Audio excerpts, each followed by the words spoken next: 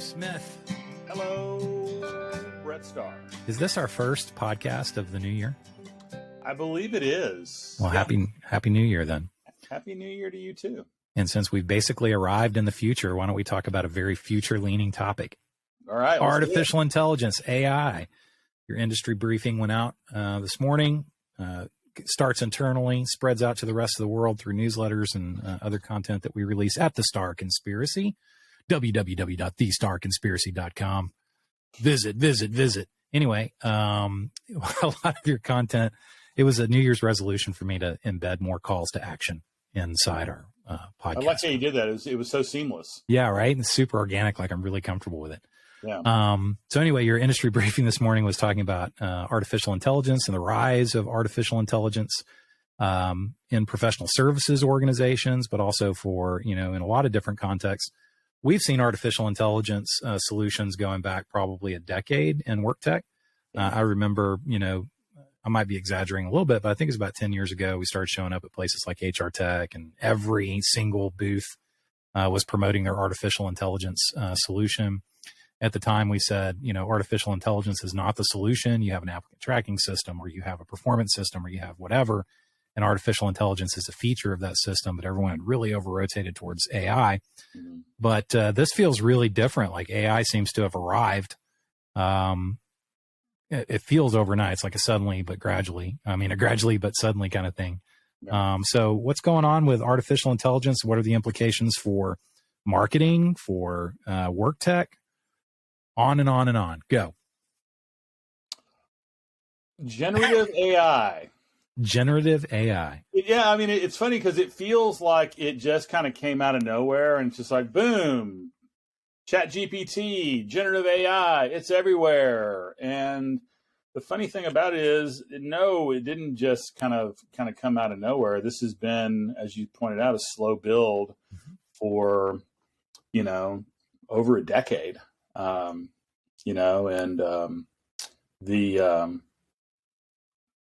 think that also there's so many threads to pull at on this, because the timing on this actually couldn't be better, where it's just sort of like we're feeling this slump in work tech or in broadly across tech, where it's just like investments rolled back. There's been layoffs.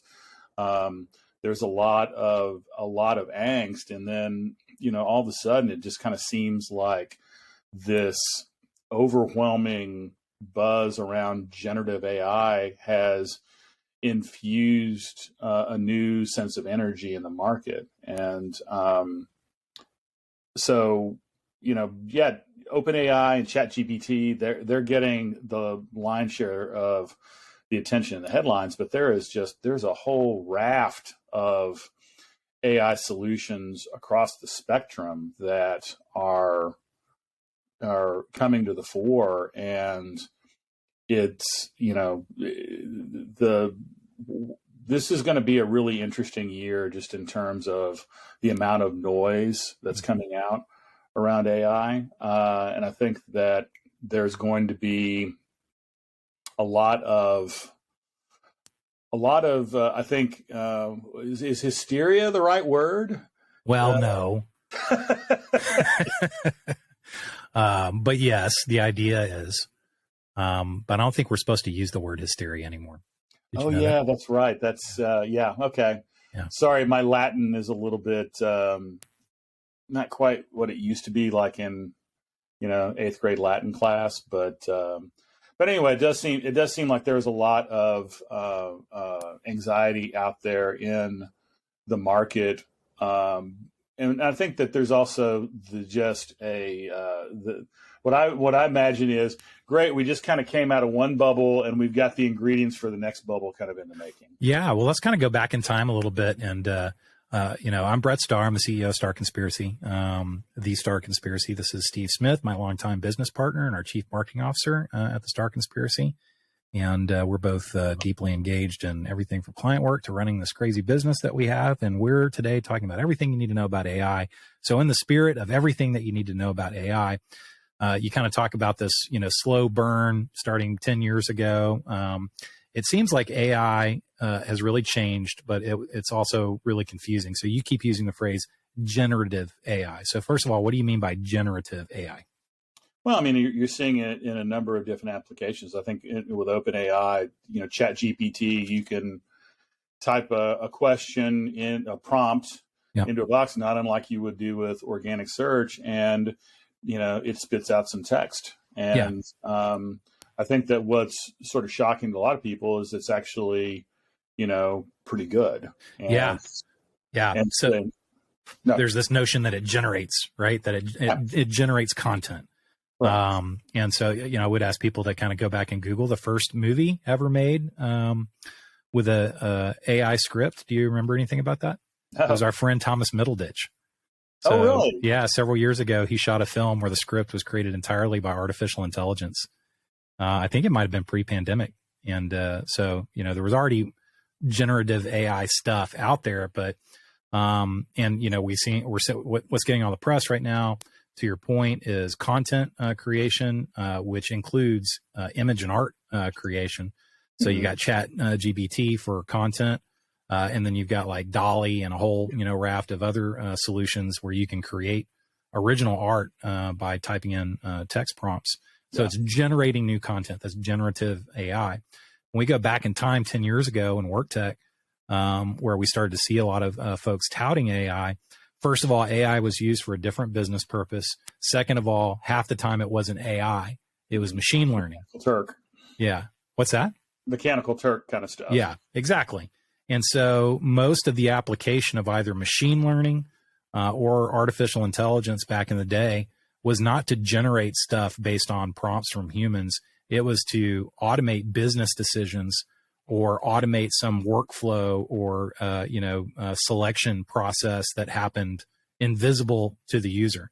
So in a talent acquisition context, for instance, you might have artificial intelligence or NLP or machine learning or something going through resumes, comparing it to resumes of successful candidates and candidates who are not successful, and sharpening the algorithm of who to hire based on the content in their resume. Or you saw applications of artificial intelligence and machine learning for ostensibly creating more diversity in organizations by taking the human selection criteria out. In many cases, as we documented several times, it actually had the reversed effect because it was building the selection criteria based on the data set of what already existed as success at that organization. So it was like more like us, more like this kind of stuff. And so now we've arrived at a time which, the Thomas Middleditch example is a good one, because most people don't realize that Thomas Middleditch shot a movie, where the script was created by AI. If you go back and watch the movie, I think you can watch it on YouTube. It's not very long. It borders on nonsensical, right? But now if you have used, and this is one of the big differences, if you have used a Chat GPT or if you've used Dolly at a cocktail party or in the office or whatever, the output's actually really, really awesome. And because it's in the, popular media and individuals are using it, there's just a lot more belief in AI, and the type of AI that's being used tends to be the kind of AI that was promised to us by, Watson, 15 years ago. Right. And so you've been a vocal advocate for using AI in a professional services context. And you have followed the development of AI and work tech for a long time. How, in a professional services environment, how would companies use generative AI? Gosh, I mean, the answer is it's kind of limitless. I mean, I think that, there's been this idea that a lot of knowledge work can't be automated, or, knowledge workers don't need to worry about being disintermediated by technology. And I think that what is really kind of grabbing a lot of the headlines is the idea that, oh yeah, maybe some of this can, because, just from a content development standpoint, it's just like you can have generative AI, craft creative and stock photography. You can, or custom illustrations, or things like drafting content. You can have it put together.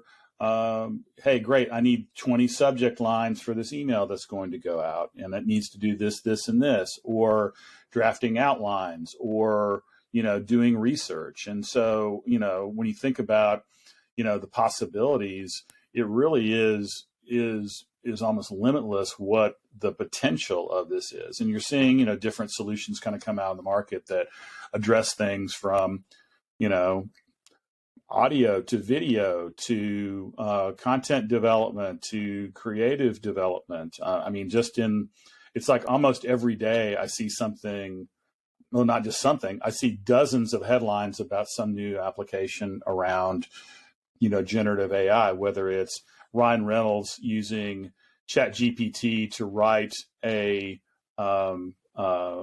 commercial for his Mint Mobile company, or creatives using it to, hey, I need new art for the side of this beer can. Let's come up with a dozen different examples. Or, in what I think is even more interesting is like how it's getting into things like editing video and producing video, or avatar-driven custom video content that all you have to do is type up the script and you can have someone who looks like a real human reading it out. Or, things like podcast audio. Yep. I think that there's a lot of, there's a million different applications, and I think that the fact that some of it's actually pretty good and getting better all the time has set off kind of a great scramble for how is this going to now apply and integrate into workplace technology. So you sound like an evil shareholder right now. And so let's dissect the evil shareholder perspective and then do some storytelling to demonstrate what I want to do some storytelling, what the truth is here, right?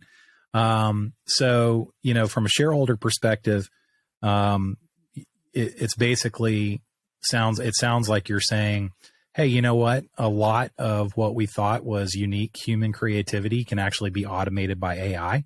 Mm-hmm. And that's going to, drive a lot of efficiency for organizations, basically not reduce the significance of the human component, but reduce the amount of time that human component has to be applied to certain tasks, because 80% of the work could be automated by AI.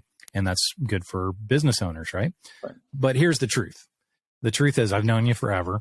Mm-hmm. You had a whole life in journalism. Mm-hmm. You were a sports editor for a top tier newspaper, one of the largest metro areas in the world. And no one that I know cares more about the written word than you do. And I have so many examples of like a typo in a research report 10 years ago, and you saying that a typo was the scarlet letter. Yeah, throwing staplers across the room, flipping desks. And so yeah, that's right. So ironically, here's a guy who has spent most of his life focused on the sanctity of the human word and the creative role of a diligent and creative human to create that. And you are one of the biggest advocates and proponents for the use of AI. So let me just rapid fire ask you some questions. Can you write a research report using ChatGPT? And define research report. Like here's of people say X. Yeah, here's a survey we just ran in the field. We have answers to 10 questions about their outlook for the economy in 2023. Yes, and here's a research report about it. You can, you can get a report, but I think it's what you get and then what you do with it. That's really kind of the question and the opportunity. Yeah. Can you write a children's book? Absolutely. And we've done it. And I would like to share some of that with our audience. Please. Can I do that right now? I wish you would. Okay. So this is something where we have a lot of people on the team who, I know this is going to be shocking, they're a lot smarter than Brett and I about, well, pretty much everything. Yeah. And so I happened to be, having a conference with a couple of my colleagues, Rachel Bates, our marketing director, and Brandon Giello, just all around smart content guy. And we may or may not have been drinking alcohol at the time, but we somehow came up with the idea of, and I don't know how we ended up here, but it was a good place, the idea of a hillbilly platypus. Like I said, there was a drink involved. Yep. All right, a hillbilly platypus. So Brandon and Rachel set to work, and inside of, and this is not an exaggeration, 60 seconds, we had a story, a children's story about a hillbilly platypus, complete with art. Complete with art, generated by AI. Generated by AI. And so let me just read the story of the hillbilly platypus that we came up with, because I feel like it's pretty good, but it kind of gives you an idea of it's good, but. So May I read? Oh, please. Okay. So the story of the hillbilly platypus. Once upon a time, in the backwoods of Kentucky, there lived a platypus named Buford. Buford was unlike any other platypus in the world. He had a thick southern accent, he loved fried catfish, and he spent his days lounging on the banks of the pond playing his banjo. Despite his laid-back lifestyle, Buford was no ordinary platypus. He was incredibly intelligent and resourceful, with a knack for inventing gadgets and gizmos to make his life easy. One day, Buford decided he needed a better way to get around the pond. Using an old inner tube, some twine, and some spare parts he found in the shed, he cobbled together a makeshift raft. As Buford paddled around the pond, he was the envy of all the other animals. He waved to the beavers, who were busy damming the stream, and stopped to chat with the turtles sunning themselves on a log. But Buford's adventure didn't stop at the pond. He was always eager to explore new places, and before long he found himself venturing into the surrounding hills. There, he discovered a whole world of interesting creatures and sights he had never seen before. Buford spent many happy years in the hills, and though he maintained a bit of a hillbilly at heart, he learned to appreciate the finer things in life as well. He even developed a taste for fine art, and could be found lounging in the grass, sketching the landscape. And so, Buford the hillbilly platypus lived a happy, fulfilled life, always exploring and discovering new things and bringing joy to those around him. The end. Wow. Wow. Corn cob pipe and everything. Well, yeah. And I mean, it's just become a thing. I think we're actually going to put out a real children's book on Buford the hillbilly platypus. Well, let me see if I can give you a round of electronic applause. Okay. So I've got many questions about this. So first of all, is there anything that you can provide in the comments section so that people can see this? Because that's a pretty amazing story. I know you're going to put out a children's book. That's fantastic. But maybe just the image or something like that, so people who couldn't see you share your screen can get an idea. But that whole children's story was conceived over drinks, but the actual writing of that story took about 60 seconds. Well, not even that. I mean, from, hey, wouldn't it be great if, to, having the story and the art in hand literally in less than a minute. Okay, less than a minute. Did you feed the title to? No. Okay. No, the prompt was write a children's story about a hillbilly platypus. That's it. That was it. Because there's some really existential stuff in there. I know, there is. I mean, this like hillbilly platypus really goes out. I know. He enjoys fried catfish. He plays a banjo. He paints landscapes. Making gizmos out of stuff he finds in the shed. Yeah. There's a lot of texture there. Yeah. And so, on the one hand, there's like the artist in me that says, oh, this is going to sound contradictory, but it's like, leave it alone, because the issues with it are actually part of the art, right? Like it's artistic because it was created by AI. The editor in me says, well, wow, this is a great start. It could be made a little bit better with, human touch, right?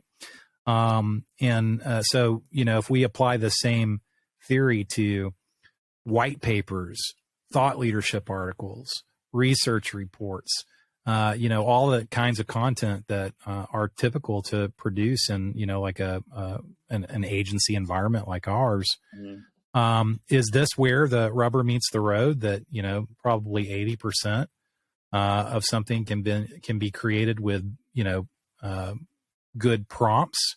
And then the other 20% is completed by subject matter expert who smooths out the language and makes sure that the facts are right and adds something unique. Yeah. And I think that's what's, where I think that the opportunity is that, we're seeing, I mean, obviously professional services marketing is kind of on the front lines of this, but so is, say, higher education. And so higher education is in full on freak out about generative AI. And I think that where the line really is kind of in all of these areas is you can get something that is technically correct, but sort of it lacks panache. Mm-hmm. It lacks a certain amount of flair, point of view, you might say. And so I think that, there are things that generative AI can do that maybe it can do 80% of the heavy lifting, but it's that last 20% that really is where it brings I think what is truly, kind of standout about, anything, whether it's a piece of content or art or whatever, that's where the magic happens. Well, so I totally agree with you. I would say this: if you're in a commodity industry, you're fucked. So here's a perfect example of like how tech innovations like this make strategic organizations stronger, but make tactical commodity organizations weaker. Mm-hmm. If you are selling herbal supplements online, right? And your whole, like, let's say that you're an agency who gets hired by herbal supplement companies to sell stuff online. And that whole game is played by keyword relevance, right? Search engine stuff. Well, some online, herbal remedy purveyors don't really have a high standard of quality when it comes to the content that's on a website that's meant to attract someone so that they'll fill out a form or buy, a $9.99 bottle of pills. So you can imagine that, an agency who only works with very low tier clients and who struggles to create page after page after page of unique content that highlight certain, search phrases and stuff like that. They're going to be in trouble because, AI probably generates better content than the content that appears on those sites right now. Yeah. If you are, in an agency that produces really strategic content, basically, this is all theory, right? But basically, you're in a situation where the like the hardest thing a lot of times is just starting something. Yeah. From a creativity perspective, it's just getting a start. It's getting some structure. It's, whatever, right? And so basically this really reduces the time to start. Mm-hmm. It reduces a lot of the research components, and it reduces the first draft time frame. And then a very strategic agency with top flight talent is going to be able to spend more of their time focused on creating something that's truly differentiated versus like spending a lot of their time on stuff that never really shows up to the reader. Yeah. Well, I mean, I think that, to kind of even take it, a step further, it's bringing in a lot of challenges, both functional and ethical to what is this going to mean for, a lot of different areas of knowledge work. So say, for instance, what is going in as material to kind of feed the AI engine. There was a LinkedIn post on this topic last week from our friend Mary Ellen Slater about some of the pitfalls of AI, including things like, hey, yeah, we've seen AI crank out messaging, but it's drawing from competitor messaging in ways that are probably stuff that would get you slapped with a lawsuit. Yeah. And it's like, if you don't know exactly kind of like, and then it's just like, what are the ethics of, what are you putting into the AI engine to get the output? What if it's copyright material? Yeah. What if it is confidential proprietary material? And then it is, maybe you're using it for the purpose of, that was, allowable for whatever creator or entity that, owns that intellectual property. But what happens when it gets spun and remixed in a bunch of different ways that are completely outside of its intended use? So I think that it gets really sticky pretty quick. Yeah. Well, in many ways, hip hop answered this for us, right? Well, yeah. It also is. We think back to like the '80s and stuff like, you think, okay, so I'm gonna age myself here, and I know that the beard isn't doing enough of it, but remember that first De La Soul record in the late '80s where they really brought in like a million different samples, and it's like, wow, this is freaking badass. And what happened? They got pounded with lawsuits, and it's just like that record was out of print for a number of years. It hasn't been available even on streaming services, and this thing is like a bona fide classic, piece of like old school hip hop. And it's just now being able to come online because they couldn't resolve all of the different rights issues and copyright issues. And it's just like, it's just like it kind of broke the accepted sort of format of the time, but it was brilliant in its own way. And I imagine we're going to run into those same kind of issues as we are breaking the script with generative AI. But there's just enough fear here to keep most people away, right? And that's the seam that innovators always follow, right? Yeah, but what's really interesting is, there's this talk about, Microsoft putting $10 billion into OpenAI and embedding it into Outlook and Word and Viva and all of these areas. And really what's sort of the subtext is the goal is that I think there's this vision that generative AI could put organic search out of business. That, if you're looking to upend Google's business model, this is a way to do it. And so I think that is going to be kind of at the heart of, a lot of the, we think about, Google, Microsoft, Salesforce, Meta, the marquee tech brands right now. I think more so than metaverse, generative AI is going to really jump in and be an opportunity to completely upend that segment of the market. And I think we're going to feel the kind of the cascading effects of that all the way down through work tech. The devil you say. I knew you were going to bring up metaverse.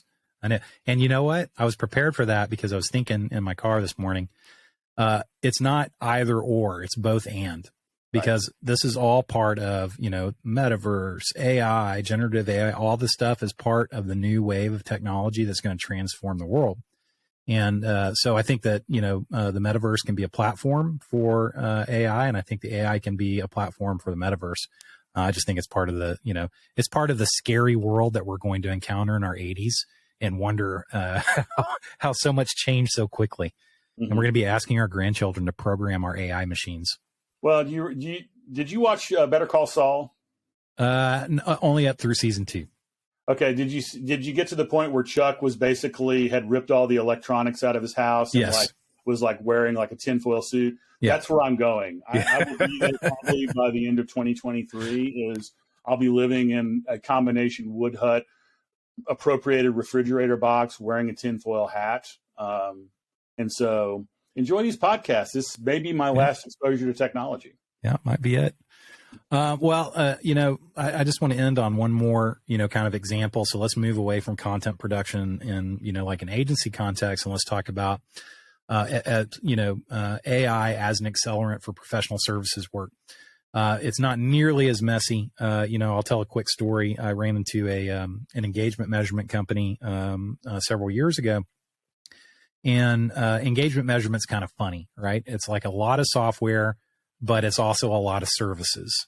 Mm-hmm. And a lot of folks try to, do engagement measurement, employee engagement, whatever, without the professional services part. And it's just not as effective because what most people want as a baseline is they want that annual employee engagement survey and they want a change management report. We went through DE&I. We're going through a DEI journey right now, and it's very similar in DEI as it is in overall engagement measurement.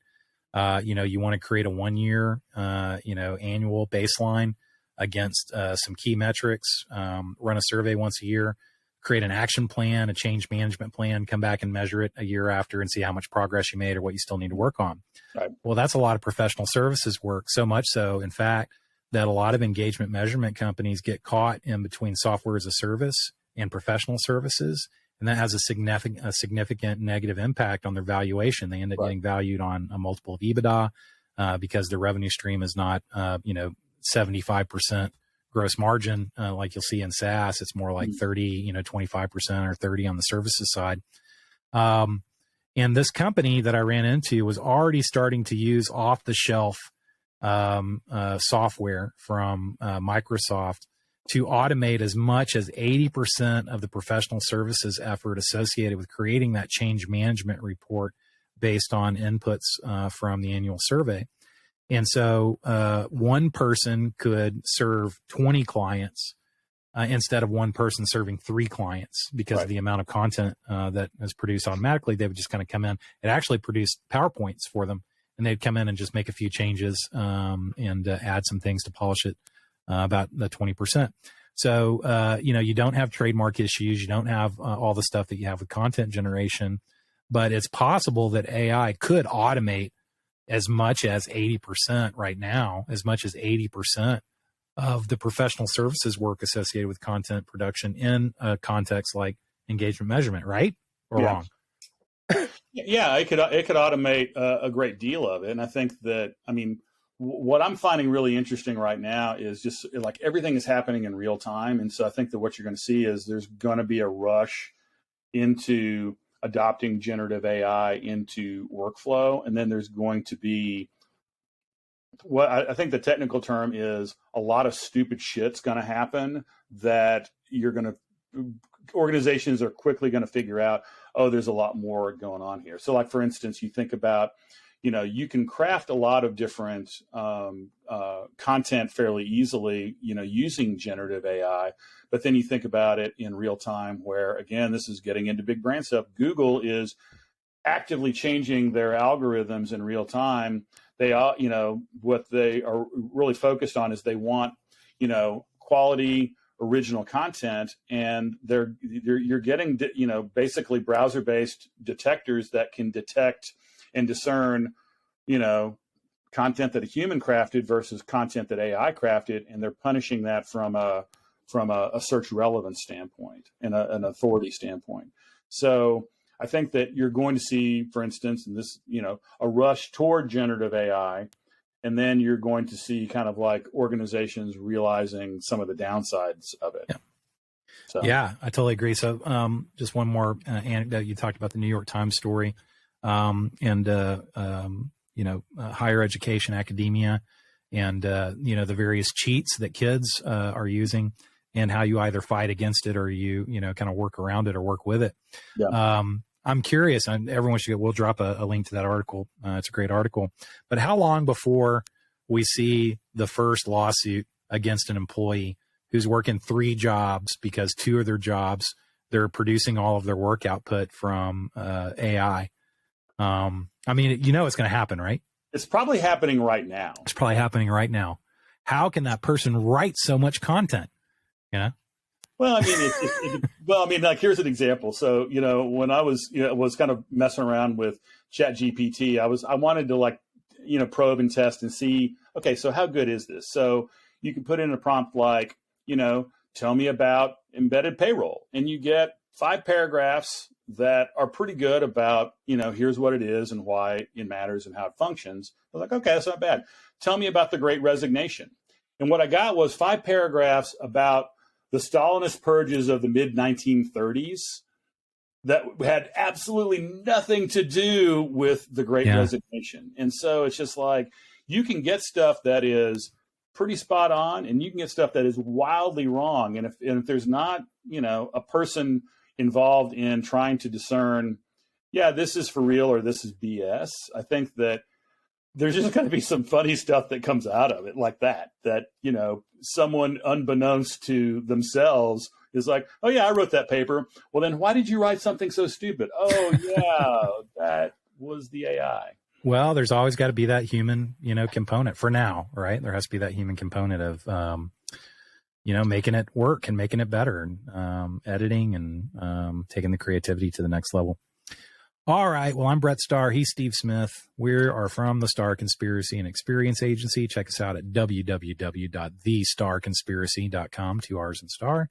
Thank you, Steve, so much for talking today about generative AI, everything you need to know. Are you bearish or bullish on AI? Oh, I'm incredibly bullish. All right, there you go. The bulls have it. I'm bullish as well. Talk to you next time.